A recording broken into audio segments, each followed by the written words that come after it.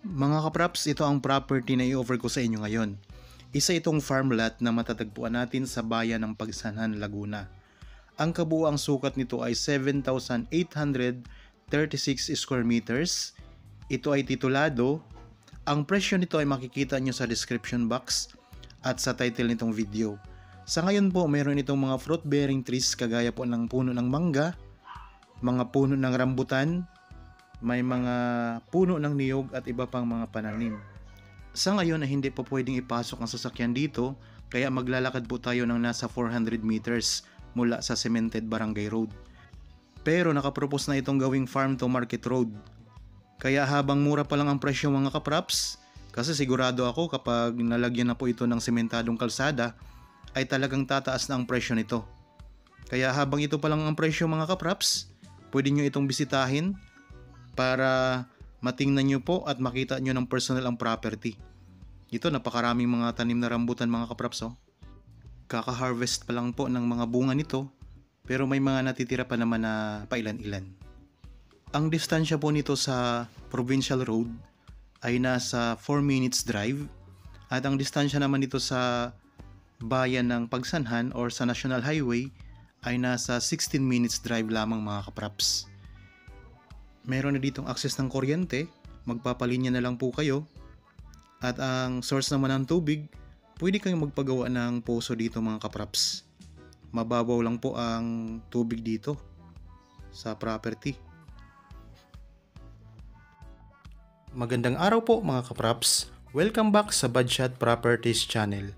Ako po si Buds, ang inyong makakasama para sa ating virtual viewing. Para sa mga bago pa lang po sa aking channel, huwag niyo pong kalimutang mag-subscribe at pindutin na rin po ang notification bell para maging updated kayo sa mga bagong property na available. Tara na po! Karagdagang impormasyon mga kapraps, meron ditong itatayo or gagawing airport sa may likod ng property. Tapos sa bayan po ng Pagsanhan, meron na rin pong gagawing SM. Kaya tataas po talaga mga presyo ng mga lupa dito.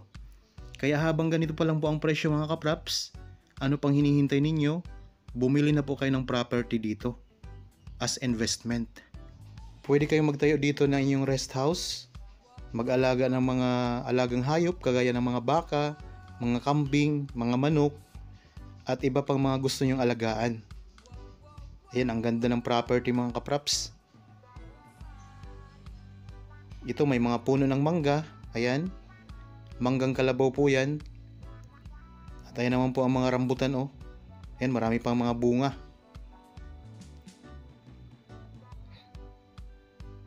Dito napakarami talagang mga rambutan. Marami din ditong mga puno ng niyog. Kapag nilinis po yan at tinanggal ang mga damo, lalong makita nyo ang ganda ng property. Dito napakaaliwalas po ng klima. Sariwa ang simoy ng hangin. Kaya kung kayo po ay naghahanap ng gusto nyong tirahan na sariwang-sariwang hangin, tahimik, at malayo po sa iba't ibang klase ng polusyon, pwedeng-pwede ito mga kapraps. Napakagandang property. Kung kayo ang makabili nito, magtayo kayo na inyong rest house. Sa palibot ng inyong rest house, maraming mga prutas. Napakasarap po sa pakiramdam mga kapraps. Nakaka-relax.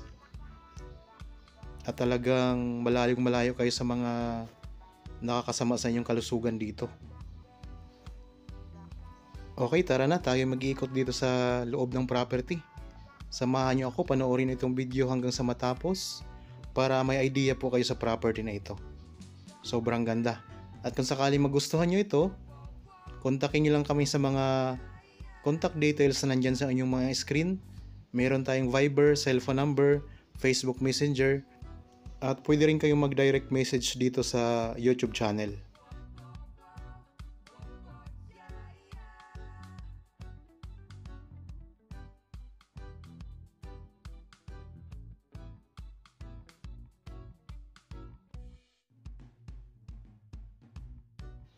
Ulitin ko lang po, ang property na ito ay isang farm lot na matatagpuan natin dito sa bayan ng Pagsanhan, Laguna. Ang kabuuang sukat ay 7,836 square meters. Ito ay titulado. Ang presyo nito ay makikita nyo sa description box at sa title nitong video. patag na patag ang lupa. Mayroong mga fruit-bearing trees kagaya po ng mga puno ng rambutan, mga puno ng niyog, mga puno ng mangga at iba pang mga pananim. Sa ngayon po ay hindi pa kayang ipasok ang sasakyan. Kaya maglalakad po tayo ng nasa 400 meters simula po sa cemented barangay road. Pero ito ay nakapropose na gawing farm to market road. Kaya kung sakaling magawa po yun, magiging dikit na po ito sa kalsada. Ang distansya nito sa provincial road ay nasa 4 minutes drive at ang distansya naman ito sa town proper ng Pagsanhan at sa national highway ay nasa 16 minutes drive lamang po.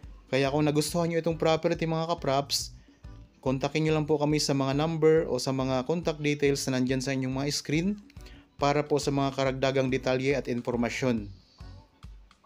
Sana nagustuhan nyo po itong property na in-offer ko sa inyo ngayon.